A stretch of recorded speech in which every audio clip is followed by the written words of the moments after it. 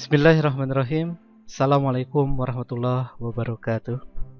Jumpa lagi dengan saya Galing Ahmad di channel YouTube Ahmad Inspira. Apa kabar Bapak Ibu? Alhamdulillah.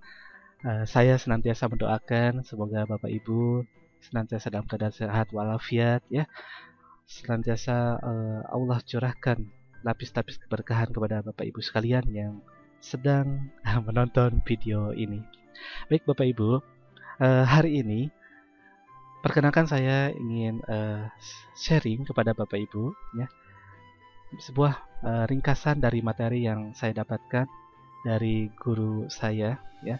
Beliau adalah Bapak Dr. Syihabuddin, dosen di Universitas Sultan Agung Tirtayasa. Hari ini ya, alhamdulillah saya mendapatkan banyak hikmah, insight, pencerahan ya mengenai strategi pembelajaran dan motivasi belajar. Ini betul-betul materi yang sangat saya butuhkan untuk nanti di proses pembelajaran di kelas ya, kegiatan belajar mengajar di kelas. Baik Bapak Ibu, kita akan langsung saja membedah ringkasan yang sudah saya sajikan di hadapan Bapak Ibu sekalian ya, tentang strategi pembelajaran dan motivasi belajar.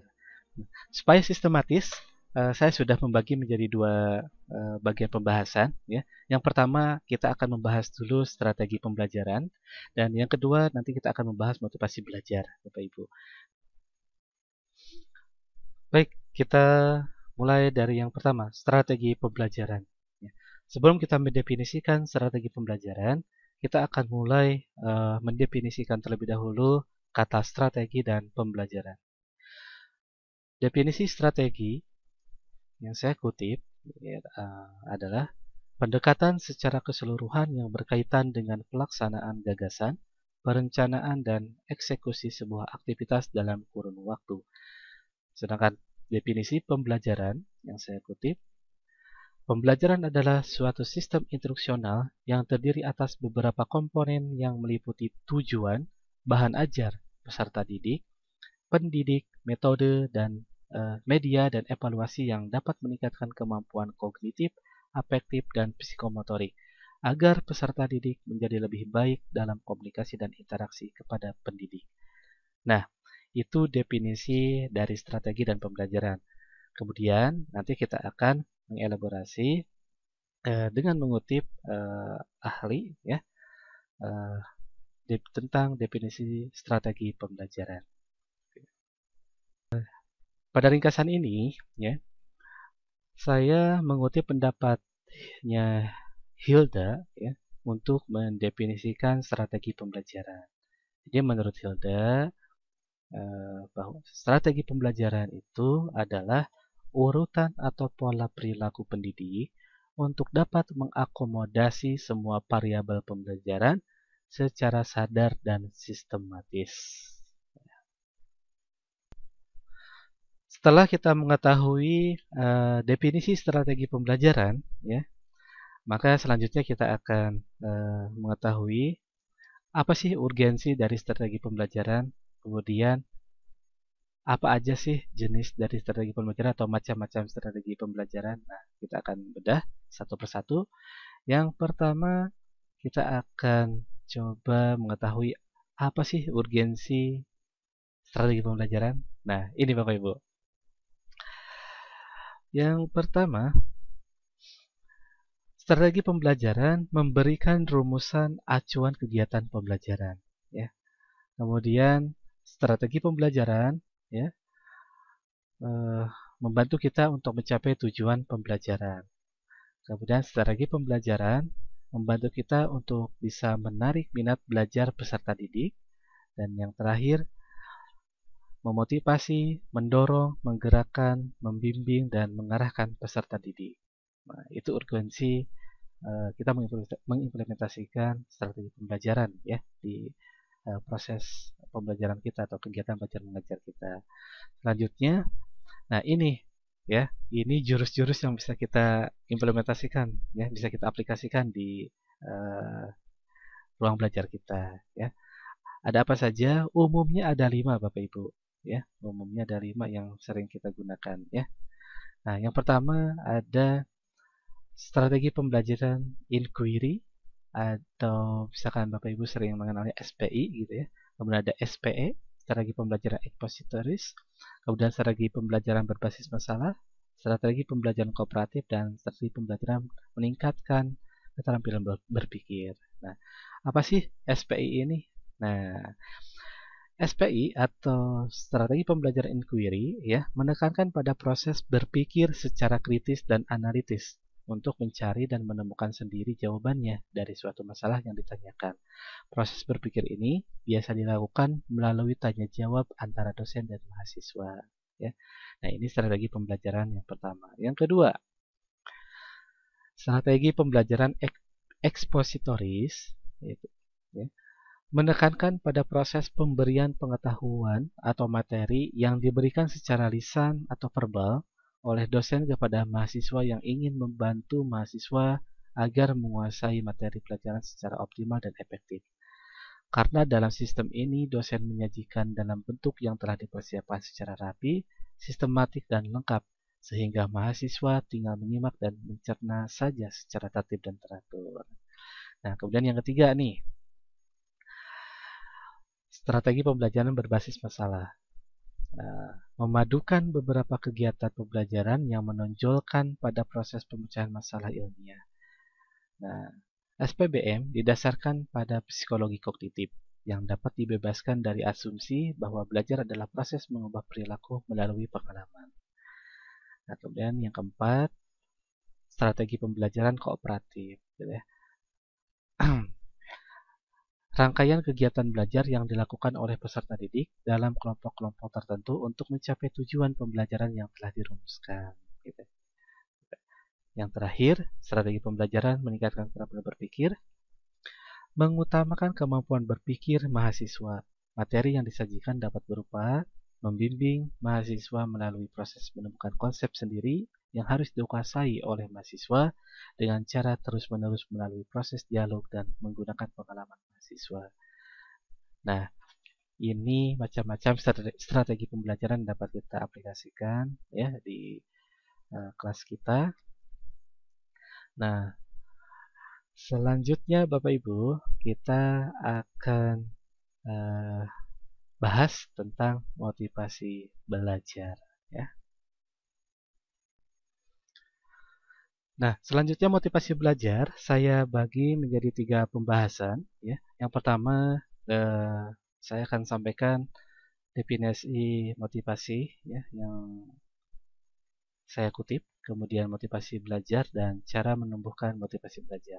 Nah, motivasi. Definisi yang saya kutip adalah motivasi adalah menggerakkan kondisi yang menimbulkan, mengarahkan dan mempertahankan intensitas perilaku. Jadi motivasi ini menggerakkan kondisi yang menimbulkan apa? Perilaku. Kemudian mengarahkan perilaku dan mempertahankan intensitas perilaku. Ya. Selanjutnya motivasi belajar. Ya. Definisi yang saya kutip. Ya. Motivasi belajar adalah dorongan internal dan eksternal pada peserta didik yang sedang belajar untuk mengadakan perubahan tingkah laku pada umumnya dengan beberapa indikator atau unsur yang mendukung. Ya. Nah, selanjutnya kita akan menyelami ya dimensi motivasi. Yang pertama itu ada fungsi motivasi dan teori motivasi. Oke, apa aja sih fungsi motivasi? Nah, ini. Pertama, sebagai pendorong untuk berbuat sesuatu dari setiap aktivitas yang dilakukan. Ya. Kemudian kedua, penentu arah perbuatan, yakni ke arah tujuan yang ingin dicapai. Yang ketiga, menyeleksi perbuatan. Nah, ini penting ya. Orang yang punya motivasi nggak mungkin akan melakukan hal yang sia-sia gitu ya. Karena orang yang memiliki motivasi, setiap kegiatannya akan dipastikan, mendekatkan diri kepada pencapaian impiannya, pencapaian cita-citanya. Jadi nggak mungkin ya yang punya motivasi itu sia-sia gitu ya kegiatannya. Kemudian pendorong usaha untuk mencapai prestasi. Nah, itu Bapak Ibu ya. Selanjutnya teori motivasi yang kami rangkum ya. Paling tidak ada 5 ya ini. Pertama, motivasi dan penguat ya. Kemudian hadiah dan penguatan, cognitive dissonance, atribusi dan self-worth ya. Oke, motivasi dan penguat ini ya. Skinner dan ahli teori tingkah laku mengungkapkan tidak perlu memisahkan antara teori belajar dan motivasi. Kemudian yang hadiah ini ya, tidak ada jaminan apakah hadiah akan menjadi penguat yang efektif karena sebagai penguat ditentukan oleh pribadi dan situasi. Nilai penguat dari hadiah tergantung pada banyak faktor. Ya. Kemudian kita akan masuk ke motivasi belajar ya. Nah, pada motivasi belajar ya, saya sudah membagi menjadi 3 pembahasan. Yang pertama, membangun lingkungan belajar positif. Kemudian ARCS model, kemudian pendekatan lain ya. Oke, yang pertama, membangun lingkungan belajar positif ya. Nah, terlihat ya Bapak Ibu ya. Oke. Yang pertama, ya, kalau kita ingin membangun lingkungan belajar positif, maka kita harus mengatur iklim belajar di awal, ya. Di awal banget tuh kita harus menciptakan iklim. Kalau dulu tuh bahasa Sunda nama conditioning gitu ya. Jadi pertama kita masuk, ya, kita tuh harus bisa mengkondisikan gitu ya, mengkondisikan kelas. Ya. Kemudian mempersiapkan lingkungan fisik, ya, sarana dan prasarana, lingkungan sosial sekitar tempat belajar, ya, mengajar dengan menghubungkan dunia IT. Ya. Jadi kalau misalkan hybrid, kebayang ya kalau misalkan kita nggak bisa menghubungkan dengan teknologi ya. Kemudian mengembangkan strategi belajar yang menarik. Ya. Tadi bekalnya udah ada ya, ada 5, SPI, SPE gitu ya, SPK. Kemudian menyiapkan kelas kecil dan kelas besar ya. Gitu. Oke. Kemudian ada ARCS model ya. Nah, kita sering mengenal yang istilah attention, relevancy, confidence, satisfaction. Nah, ini namanya ARCS model. Attention itu perhatian, relevansi, confidence itu kepercayaan diri, satisfaction kepuasan. Oke, kita bahas satu persatu ya. Attention. Nah, yang dimaksud itu perhatian ditimbulkan oleh elemen yang nih. Jadi kalau misalkan mau mancing perhatian ya, ini kisi-kisinya nih. Pintu masuknya. Yang pertama, hal yang baru, hal yang aneh, kontradiktif ya, yang kompleks gitu. Oke. Nah, kemudian pada attention ini ya ada 5 poin, ada 5 hal ya yang harus diperhatikan. Nah, jadi 5 poin ini bisa jadi strategi nih ya, bisa jadi pintu masuk, strategi untuk merangsang perhatian atau minat gitu ya. Gitu. Pertama, metode penyampaian ya. Pada saat penyampaian itu ya harus bervariasi, tidak boleh monoton gitu ya. Kemudian variasi media gitu ya. Oke.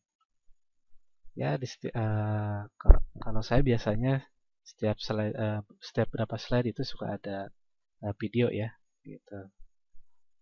Mata kuliah pemasaran tuh banyaklah video-video yang inspiratif ya, atau video-video yang bisa dibedah studi kasus gitu. Kemudian humor bila diperlukan gitu ya. Kemudian peristiwa nyata untuk contoh. Nah, ini untuk bisa memancing ini ya, minat ya. Bisa nih jadi pintu masuk. Kemudian teknik bertanya ya. Ini teknik bertanya ini otomatis dia akan melibatkan mahasiswa. Ya. Kemudian relevansi, yang dimaksud relevansi ini hubungan antara materi kuliah dengan kebutuhan dan kondisi mahasiswa. Nah, strateginya, sampaikan apa kemauan mahasiswa setelah mempelajari kuliah tersebut. Berarti perlu menjelaskan tujuan instruksional, gitu. Menjelaskan manfaat atau pengetahuan, menjelaskan manfaat pengetahuan, keterampilan yang akan dipelajari yang berkaitan dengan pekerjaan lulusan nanti. Ya. Berikan contoh latihan atau tes yang langsung berhubungan dengan profesi tertentu. Ya. Jadi simulasi. Pada relevansi ini ada 3 motif. Yang pertama motif pribadi, motif instrumental, nilai kultural. Ya. Motif pribadi, kebutuhan untuk berprestasi, ya. Kebutuhan untuk memiliki kuasa, kebutuhan untuk berafiliasi, ya.